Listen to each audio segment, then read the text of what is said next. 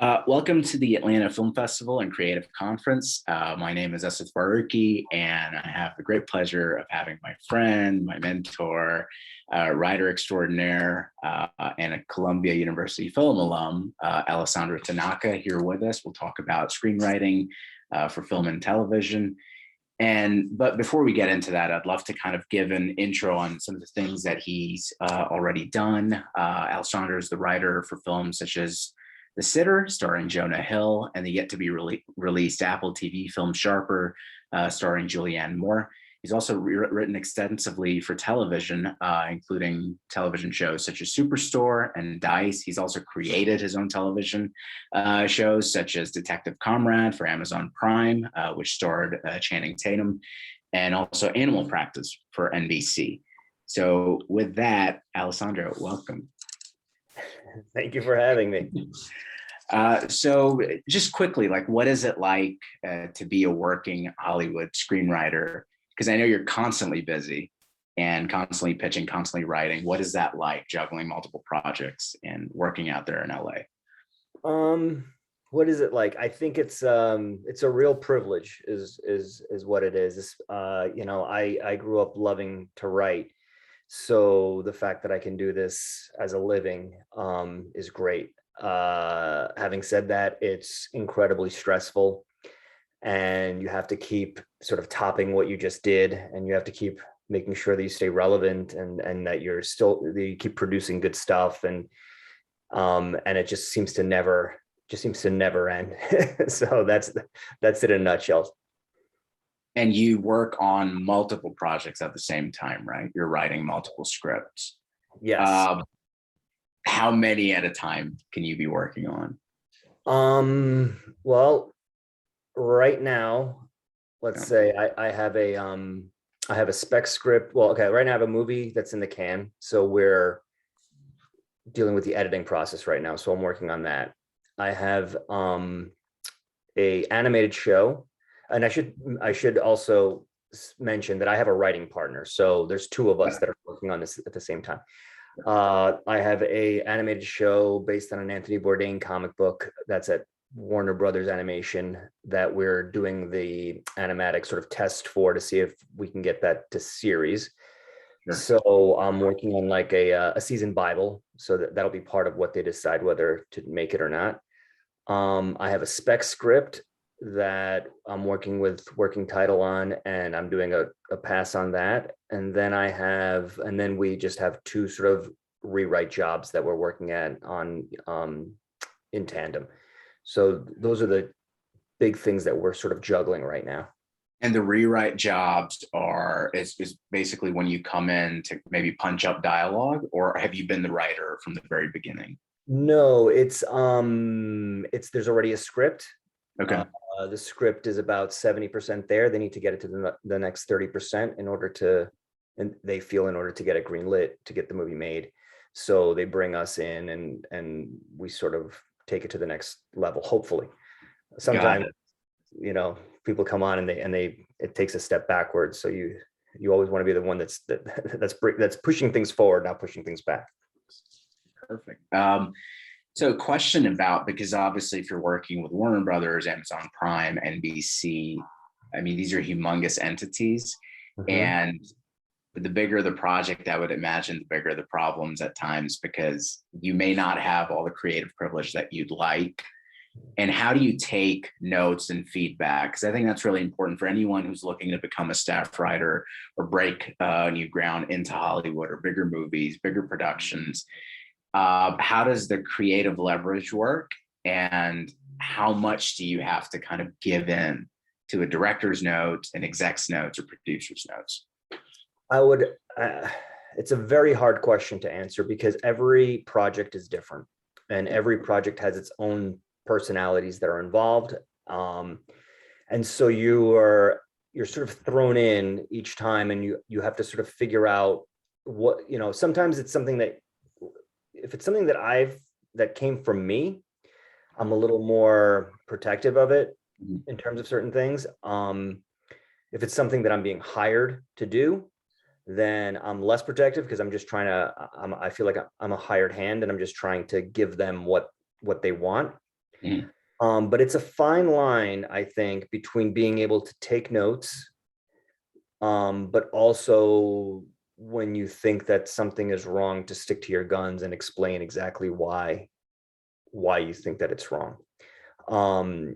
But if you start to develop the reputation of somebody who can't take notes and refuses to do things, you're not going to work for very long. But also, and I think that goes the other way too. If you're just the kind of person that will just give them whatever they want and take every note and just sort of do it haphazardly when you don't really believe in it, I think that can be equally not good.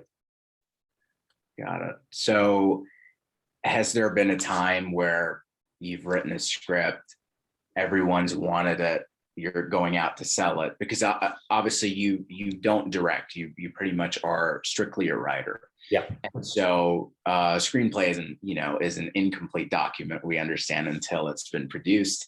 And so you can constantly keep changing it, unlike a book. And is there a time where, there are people in their studios, maybe they're fighting for a script that you've written, and, you go with one studio, they get it, and then it just starts going downhill from there. And then the final product is not what you wished it would have been. Has that happened before? And that can happen in any number of ways. yeah, The moment you get into business with anybody, especially somebody that's paying you, quite a bit of money, they're going to have a say. yeah.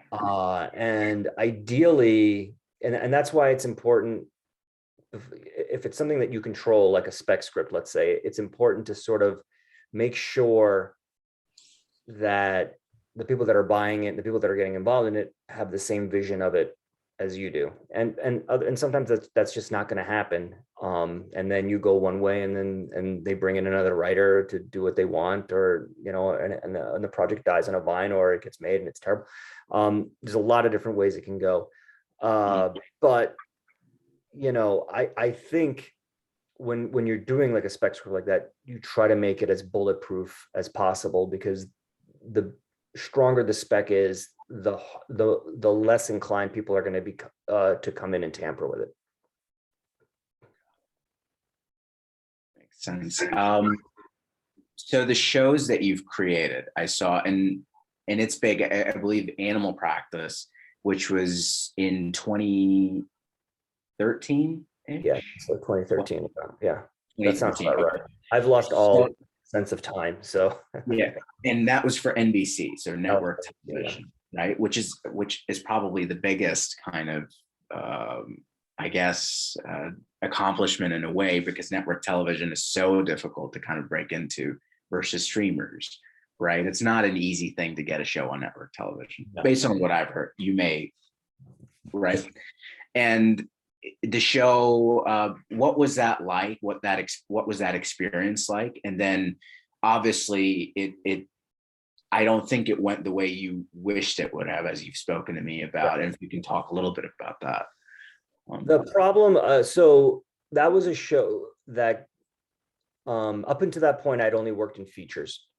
And suddenly we wrote what happened was, about a year before that, we had written a spec pilot, and it was bought by Fox, and Fox decided that they were going to make it. And at the last minute, they pulled the plug for a number of reasons.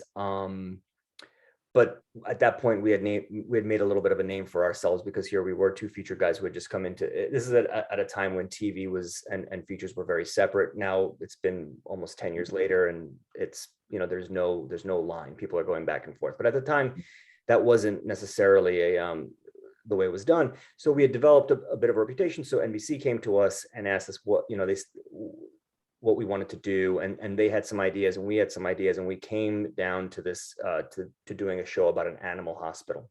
Yeah. The problem that my writing partner and I encountered is that we had never worked in TV. And TV at the time had a very, there was sort of a process, either you start out as a writing assistant or as a staff writer, and then you sort of work your way up, and then eventually you get your own show, and then you run your own show. And the reason for that is because in network television, not so much anymore, but there used to be 22 episodes guaranteed. So that's a lot of television, and and you have to be very organized, and you have to run the show like a ship. So it takes some time to sort of learn how to do that. Sure. And we had never, not only had we never worked in network TV, we had never worked in TV at all.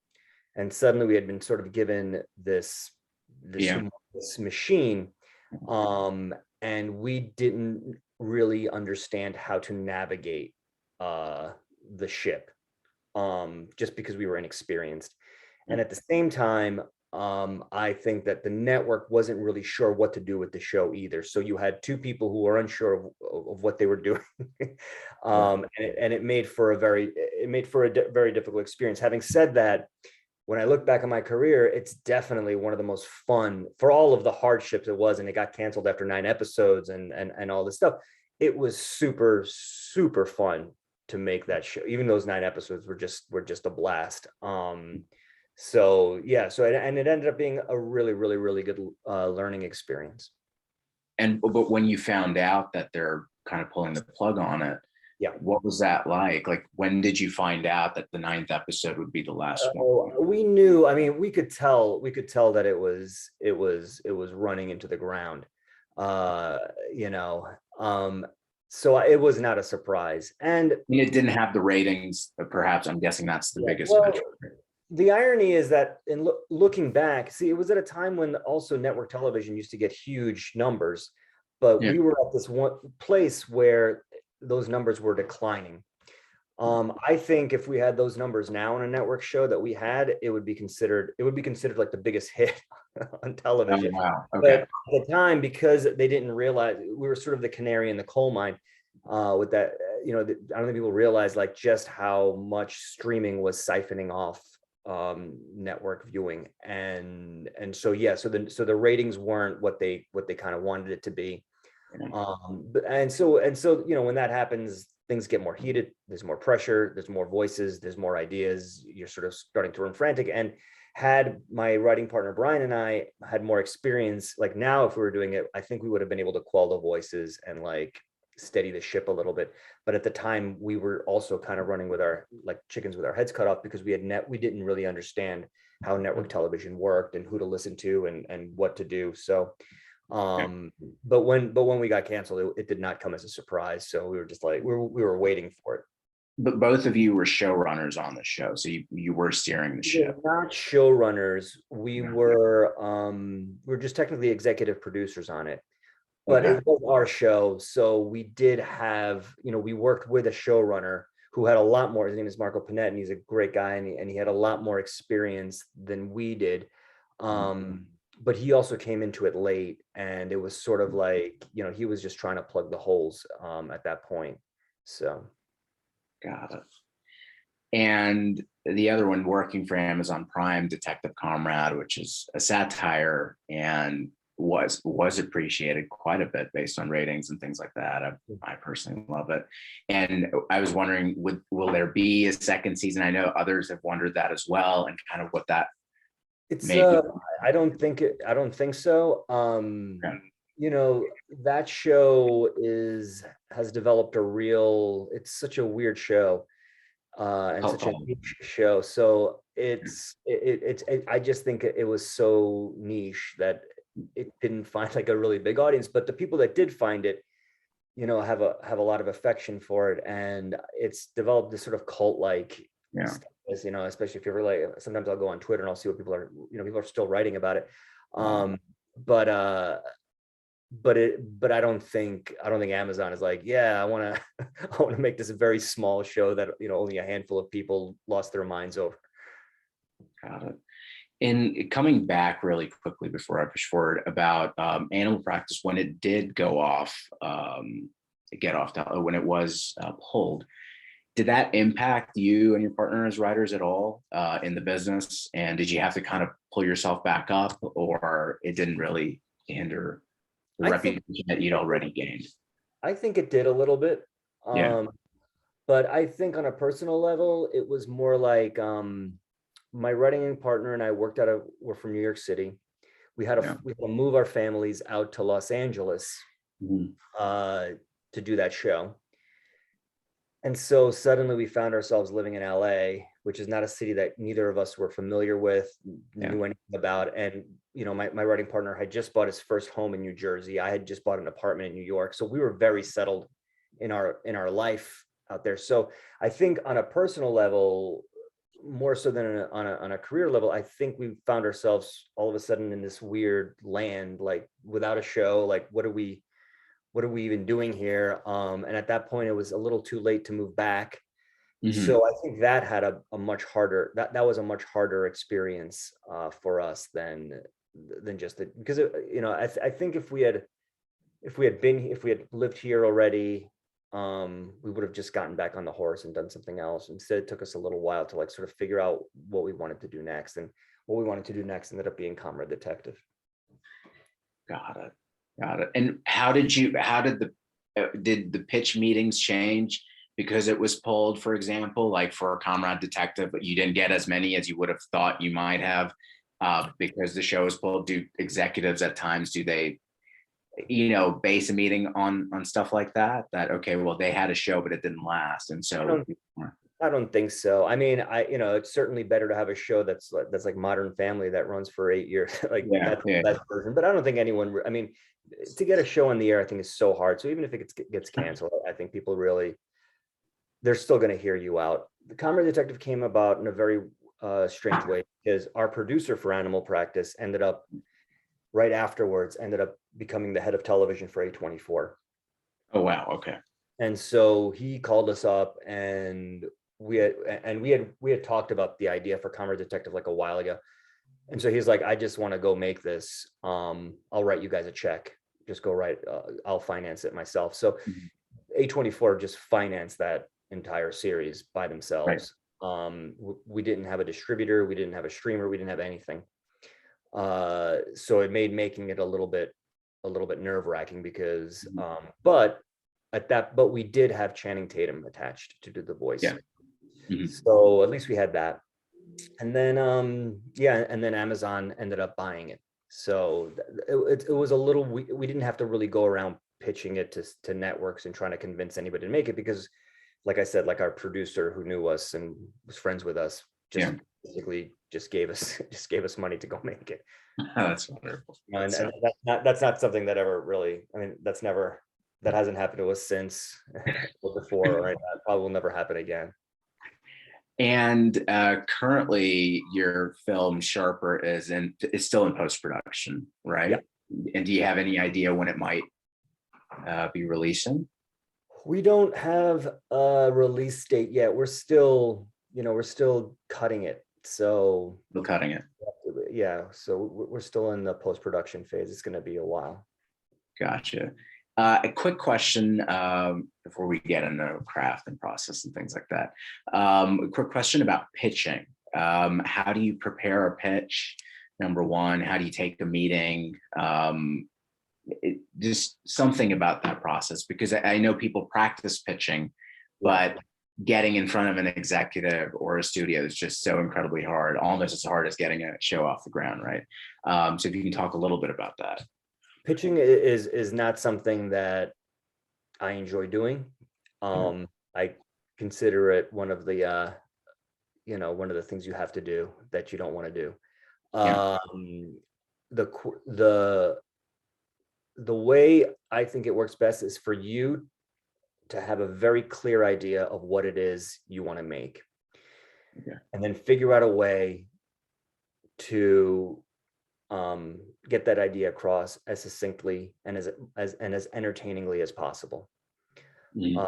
And if you can do that, then I think you're on your way to having a very good pitch. I think when people get lost in the weeds is they try to tell you everything about what's going, and it gets really boring really fast. So Mhm. you have to be entertaining. You have to give them a real clear sense of what you want to do. And you have to get out of there before their minds start to drift. So that would be those would be my three things. So how do you pitch with a co-writer as well? Both of you pitch, or one of Yeah, you? we'll go back and forth. Okay. We'll usually write something up. Sometimes we'll read it because, especially if it's a comedy, because we don't want to miss jokes. Yeah.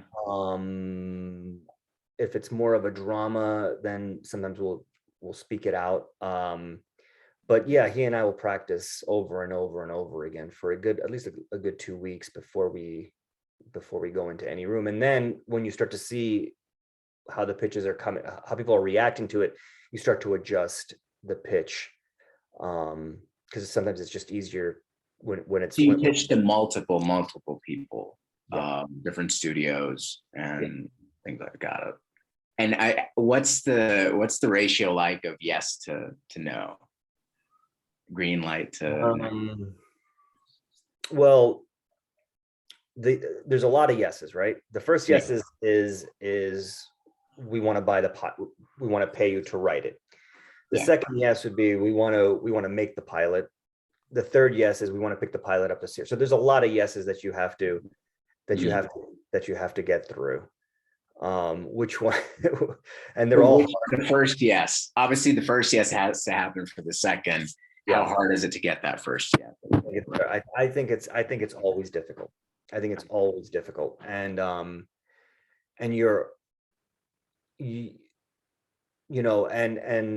it's very easy to take it personally when people say no. But the thing that helps is to realize that every executive has had a morning meeting that morning and is being told what they're looking for. And a lot of times you could have the best pitch in the world. It's just not what they want. And that makes the bruising of the nose and the passes a little bit easier. Got it. And has there been something that you've pitched to everybody and everyone said no matter how much you adjusted the pitch? Oh yeah, constantly. We've failed spectacularly on many things. The one pitch that I can't believe I couldn't sell was we got a shopping agreement for the movie Wild Things. Remember that movie from like the 90s with Denise Richards and Nev Campbell? And we wanted to do it as a series. Okay. And we had really figured out the whole thing, and like the pitch was really, really good. And yet we couldn't get anybody interested in it at all. And I thought between the IP, because it's kind of a cult movie that people like, and the pitch was really strong, and our way in was very modern, and yet we still couldn't. Nobody wanted it. Nobody. And how did you respond to that? Since you put in all that effort and you thought you had it in the bag, right? Because you'd prepared the pitch and you were happy with the pitch. Yeah. I mean, you just you have to live to fight another day. I mean, just it's part for the course to get rejected. So. Absolutely. Okay, so you're a Columbia University alum, and if you can quickly talk about getting an MFA at that film program, what made you want to go there, number one? Because I would imagine you weren't writing from the age of 9 or something, where some filmmakers pick up a camera when they're 7 and they know that that's what they want to be. So what did you study for undergrad? And then what made you, if there was a transition to film school, why the transition? And then we'll talk some about the process. Okay, so the short of it is I was an English major. Okay. I studied literature, and I have always been a writer, even when I was a kid. It's the reason why I got into college. It's, I'd shown some kind of proficiency at it, and I assumed I was trying to get to a place where I could become a novelist. That's what I really that was going to be my trajectory. I think I wrote like the first 200-300 pages of a novel when I was in my senior year of college. And on a separate note, I was also a child actor. Oh wow. Yeah. I did not know that. That's great. I was a child actor, and so I kind of spent a lot of my adolescence on film and television sets and commercial sets. And it's frankly, it's the reason why I never thought to become a screenwriter, because just being on those sets, I'd seen how hard it was to get anything made, and it seemed so difficult. And what I liked about the idea of being a novelist was that you can just write it by yourself and then publish it. Yeah, to complete that. Yeah. So I graduated from college. I got a job like, Well, quickly, why did you leave acting? If you were a child actor, clearly successful, if you were getting commercials and maybe films and shows, what made you want to leave? what happened was I s- I noticed before I went to college, I was fine. I was like a good, I was good. I was booking work. Mhm. Once I left college, I realized that I had not taken an acting class in all of college. Mhm. And suddenly I'm auditioning with people who were coming out of 4 years of drama school, who had Okay. an absolute passion for acting. Mhm. And I booked a movie about a year out of college. I booked a movie called Outside Providence, and I was in Providence, and I was working on that film, and it was a bunch of young people, and these actors were so passionate about the craft of acting, and Ah. I was just happy that I wasn't at my day job and that I was living in a hotel, and I was like, "Oh, are we gonna go out? Let's go to a bar." And I realized somewhere along the lines that like, oh wow, like Yeah. they're taking this so seriously, and I'm using this as like a glorified vacation. So that's when I realized that I did not have what they had, and that it was kind of silly to keep pursuing it. Um, but at the same time, I had just done this movie, and it was a pretty Yeah. big part, and so I was waiting for that movie to come out, and I was going on a lot of auditions, and I was trying to write up my novel, and the novel was not coming, and I started to notice that the scripts that I was getting as an actor, I started reading them, and I was Mhm. like, "Oh, these aren't that great. Like I think I can do this." Yeah. That's when and because the novel wasn't going, and that was it was just so cringy, and it was just so bad and pretentious. Everything about it was just terrible. I hated it. So that's when I decided I'm going to quit acting. And what ended up happening was that year I ended up writing like 2 or 3 scripts.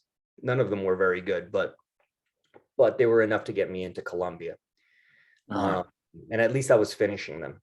I was You finishing. didn't shoot anything, right? You didn't No. have a film that you were shooting. Okay. I had a short film that my buddy and I made in college, and I think I used that as my like in my application. I think you Sure. had to shoot something to get into Columbia. So I think I sent that in. Got it. But those two or three scripts obviously catapulted you above, um, the Yeah, rest of them. it Got it. at least gave me a sense that like I can't finish a novel, and as I've explained, I'm not a very good actor, but at least with these screenplays, they're not very good, but I'm finishing them. Um, Yeah. there's a beginning, a middle, and an end, and maybe that's the route to take, and so that's how I ended up at Columbia.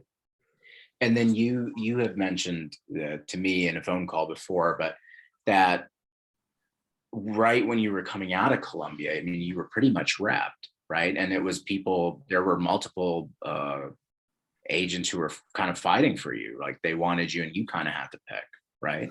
No, that's what happened was I wish we were repped. We got an agent right away. We had a manager. And then this was when after, so for those of you who don't know, Columbia University, you take classes and then you have some years that are just sort of independent study. So during those years of independent study, we ended up, my writing partner and I got repped by an agency, and we got a manager, but nothing was really happening for us. Yeah. And so we left that agency, Mhm. and then no other agency wanted us. Okay. Um, and then we ended up writing, we had this sort of flash, this idea that like, oh, not many people are writing kids movies, but all Okay. these kids movies do really, really well. Mhm. Why don't we write a kids movie? Because nothing else is working, nothing else is really working for us right now. So we wrote a kids movie, and that got us quite a bit of attention. And that's How did that get you the attention? Where exactly did you submit? And we still had a manager, and she just started passing it around, and then Mhm. it just started to get passed around, and eventually it ended up at what's called a weekend read Okay. at Warner Brothers. And a weekend read is basically like executives are like, everyone should read the script or whatever. So it was one of those. And so the next thing you knew, we started to make sort of a name for ourselves. And then Warner Brothers hired us for our first writing job based on that script. And what was that writing job? It was a feature. It was a feature based on a documentary by this very talented film director named Jesse Moss, and he made a documentary called Speedo about this guy in Long Island who does demolition derby. And we really liked it because his home life was really precarious and difficult, and he was struggling financially, whatever.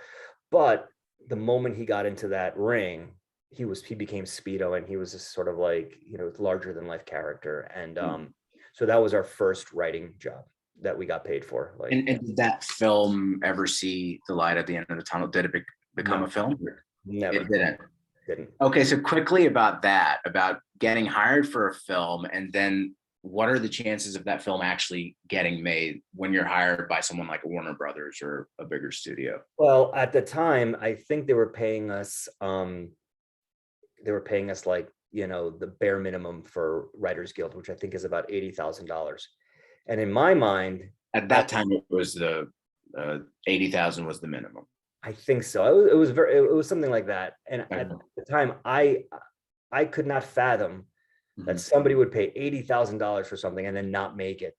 And I was like, who would do that? That sounds. And of course, and then my writing partner had met his now wife, his girlfriend, at a Warner Brothers party, and she brought home all the projects that Warner Brothers had in development. And it was like a book this thick. And when you just like log line, title, log line, and who's attached, title, and that's when you realize just how many projects each studio has in development at any given time, and how few of those movies projects actually end up getting greenlit. It's a minor miracle to get a movie made.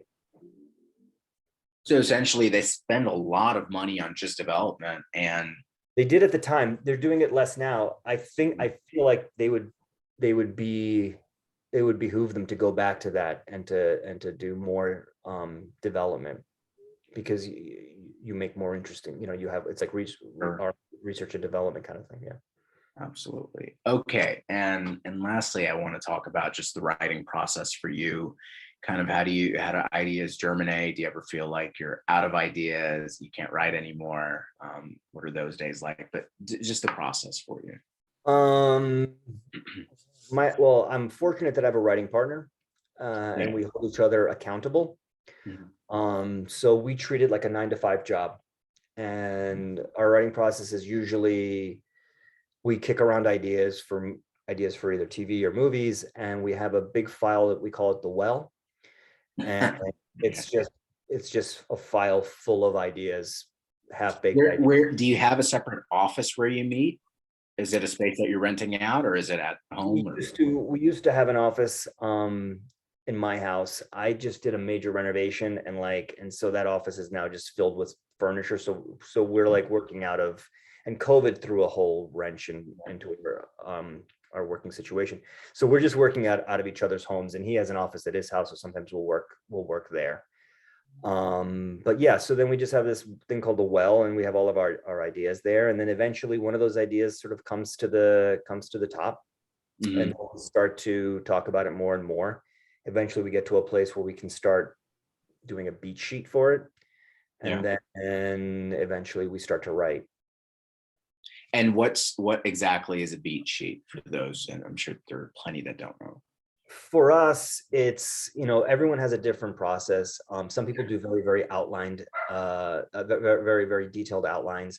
We do that a little bit, but we always start off with like, okay, so like we'll open up on this scene, and then like we'll meet our main character, and then something has to happen. I don't know if it's, and we'll just sort of just get the sort of like just 2 or 3 lines for each scene of what's got to happen. And we just keep talking it through until it starts to feel like a movie. So you don't even get into the writing process until that beat sheet is pretty solidified. Yeah. Right. So you don't write even the first page without Sometimes one of us will write if we know the scene, there's going to definitely be this scene in the movie, we'll write it just to get the tone of the movie, if that makes sense. The voices of the characters, but it's very rare. It's very rare. Usually we do the whole outline before we put pen to paper. And you'd recommend that for most writers, even though, Oh, yeah. writers have their own, really? But how is that better than just getting into writing? Because many times what you do is, and this, Andy Beenan, who's a professor at Columbia, taught this, called snow plowing, where you just start writing, you don't stop. It's a sheet of paper, you write with a pen or pencil, and it doesn't have to be complete sentences, anything and everything you know about your story, just write. And then subconsciously, you'll just keep writing and ideas will start kind of percolating and coming up. And so my question for you is, outline is much more specific and like a formal version of that. Doesn't it stop you from coming up with more ideas because you're not actually physically writing? No, I mean, the reason why it works is because it's forcing you to take a breather and not start writing it, and to start really thinking about what it is. I think the problem with most people when they're first starting out, their scripts, is that they just want to jump to the part where they can start writing scenes. Yeah. Which is I get it. That's the easy part. Like, but the hard part is to really think about what it is you're doing. And also it's a good skill to understand, because you're going to have to do an outline if you ever get hired for a movie. You're going to have to, if for any kind of writing job, like, you're going to have to be able to deliver something and have an idea of what the whole thing is and be able to describe it. And that's all practice. So that also is what an outline affords you. Okay, so you pretty much get the broad strokes of the beginning, the middle, and the end. Yeah. And that's mainly plot, right? That's usually not character work, or is it? It's character, plot, it's reversals, it's theme. A lot of times it's theme. It's what is this movie really about is something that we're always having that conversation ad nauseum. And once you have all those things, then it makes writing the screenplay that much easier. And how do you, when you meet if it's a 9-to-5 job and you're working on multiple scripts, how do you kind of tune one out and then tune the other one in and juggle? It's hard. I mean, you just have to do it. There's no, I mean, usually it's what has to be done, like what has to be done right away, what's pressing, and then you just kind of dive into that. But yeah, it's not, I would like to get to a place, and I don't know many writers that can afford to do this, but where you're just working on one thing time only. But that's very rare that we are afforded that luxury. And for the writing process itself, what would you recommend people starting out? And, obviously you mentioned beat sheets, but they have great ideas, how to further develop them. You'd say an outline is the best way to go and not to get into the writing process, right? Any other suggestions that you'd have for newer writers? I think the most important thing for a new writer is to learn structure.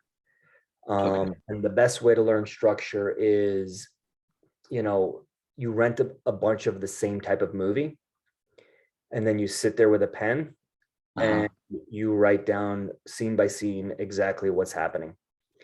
And so let's say you do a typical kind of movie. What if the movie isn't good? You still do that for a bad movie? Sometimes it's easier if the movie's not good, because you see how it's working. You see what they're doing to work, and and once you pick the same types of movies, let's say you're just doing sports films, right? Yeah. Specific, and there's different sub-genres of sports films, but like, let's say you're doing the one where a team is coming together and the coach is leading them to whatever. Yeah. If you start breaking them down, just simply like, this is what happens in this scene, this is what happens in this scene, this is what, you're going to start seeing so many similarities. Like, you get to see this sort of architecture behind each movie, behind each script. And the more you do that, the more you start to understand the way structure works. And the more you understand how the way structure works, the more ingrained it becomes, and the easier it is then to outline or to, figure out what the structure of your movie should be. So it is important to have, say, your inciting incident, right? The moment that puts your story into gear, where your protagonist's world is shattered, for example, by page 15 or page 20. It shouldn't be beyond that, right? Like these are specific rules that you should try to not specific rules, but I would say that if someone is reading your script and for 20 minutes nothing is happening, problem. Like if the protagonist is just going along their day, and it's a problem. You only have one thing that you're trying to do as a writer, and that's to get them to keep turning the page. All the inciting incident really is just a plot point, a reversal, something happens. We don't even call it, my writing partner and I just call it the something happens moment. Mm-hmm. But that will hopefully get you to keep reading for the next 10 pages to the end of your act 1, where something else happens. And that hopefully gets you reading to minute 45 and then minute 60, you know what I mean? And so on. Which part of the screenplay, if it's a 90 to 120 page feature script, is the toughest part you feel for you to write? The second act is the hardest. Is it a specific part? Second act, I think, for everybody, but is it a specific part of the second act that's especially tougher? I think the whole second act is the hardest thing to wrap my head around, because you're really working in the second. As a writer, you're working. That's where the real work comes in. And how many, and there's no number for this, but how many rewrite, if it's something personal to you, so it's not a hired job, it's not necessarily something you think would sound great to a studio that you'd like to work on, but something personal that you're writing for yourself, and potentially you might pitch it to somebody. With that, how many rewrites would you think it would take for you if it's something personal to you? Whether it's personal or not, it doesn't make a difference in terms of rewrites. I think the thing that is most frustrating about writing is that, there have been times when we have written 3 drafts of a script and it sold in a day. And then there have been times when we have spent 3 or 4 months trying to get the script right and put our blood, sweat, and tears, and it just never worked. There's no rhyme or reason to it. And I think that's the really, really, really frustrating part, because you can't just say, oh, if I put this much time in it, it'll be this good, and right. Sometimes you just put lightning in a bottle, and then you're like, oh, why is this so much? It's entirely subjective to the reader, right? Pardon? It's entirely subjective to the reader, whoever's reading it. If it's an exec or someone who's going to greenlight it, if they like it, then it's great, right? Well, it's sure. essentially that. It's not. Yeah, but I'm just, because you were talking about drafts, and I'm just trying to make a point that, like, sometimes it comes really easy. Yeah. And sometimes it comes really hard, and there's no rhyme or reason as to why sometimes it's easy and sometimes it's hard. Got it. What about when you're writing and you're stuck and, writer's block or whatnot, and you feel like you can't write anymore? What do you do in those moments? My version of writer's block is, I'm at a scene, I know what has to happen, but I can't think of an original or funny or entertaining way to do it. Okay. So then it just becomes a matter of spitballing bad ideas, less bad ideas, and then eventually you just go with one of the bad ideas, and then you keep moving on, and you hope that by the time you get to the end of the script, you can go back and figure out how to fix whatever it was that you were stuck on. But I think the important thing is to keep moving forward and to finish it. Okay. And when you're writing, what is it that, and you may know this, you may not, but I would imagine you probably have an idea of it. When someone is reading it, what is it that they mainly look for? Like, sometimes I feel like writers overwrite. They overwrite the action, especially. They use flowery language. Is that a good thing? Is that a bad thing? Is it nothing? And what should you really be focusing on? I think what you really should be focusing on is making it as fun of a read as possible. So whoever's reading your script that's worth something is doing it for their job, right? So this is their job. So it's not what they're going to want to be doing. You know, I'm sure they would rather watch Netflix or go out to dinner with their wife or whatever. So your job is to make the script so entertaining that they forget that they're working and they're just enjoying the pleasure of the read, whatever that means. So if you find yourself, when you're reading it over, if you find yourself sort of skipping past things or getting a little bored here, then it's a good indication that you should fix that.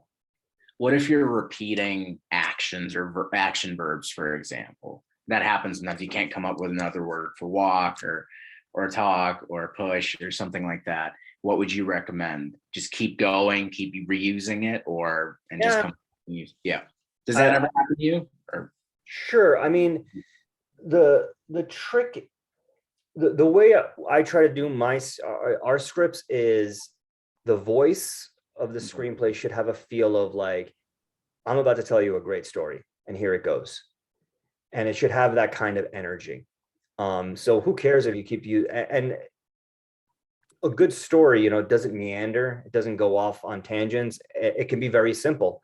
So it doesn't matter if it's simple or this, as long as the energy is listen up, sit down, wait till you hear this. I got a crazy story to tell you. And if you can keep that energy up and tonally give it that kind of energy, I think you're in good shape. Any advice on writing dialogue? How to write better dialogue? Some writers struggle with that quite a bit. So, dialogue really comes from character. So figure out who your characters are and how they sound and how they talk before. There's also a bit of lyricism to dialogue. Yeah.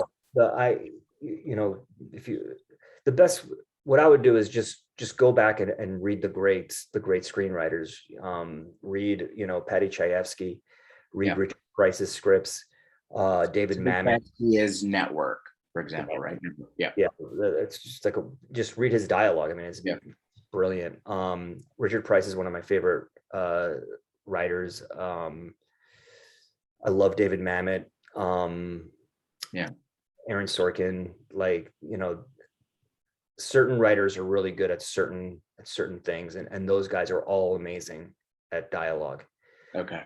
And then if you want sort of mood and atmosphere, read, Christopher McQuarrie, read, Andrew Kevin Walker, read how they do it. That's the other thing, is that a lot of writers watch movies. I would say read the actual scripts that those movies came from, because, one of the things I think when I was starting out that was such a relief to realize is that so many people came before us, right? Like so many people have been sitting there in front of a typewriter or a computer trying to figure out how to write a script. So they've all, and presumably they figured some things out. Yeah. So you can go back and you can learn from them. And that's another thing that I think makes for that I would do. Sometimes if we're stuck on something, I will just go back and read a script that I like, and just to get the dialogue down. The Coen brothers are great writer, great dialogue. Charlie Kaufman's another, great dialogue. The Efron sisters are great dialogue. Do you read all of these people's scripts? Oh yeah. You still do? Okay. I have a whole bunch of scripts lying around constantly, also on my computer. Wow. Any recommendations for books that you might read, which are visual and which would help as a screenwriter? Because that was one recommendation I got from one of my professors at Columbia was I would not recommend watching too many movies. I would recommend reading, especially novels, which I thought is helpful advice, because it forces you to create your own visual versus just being spoon-fed with it.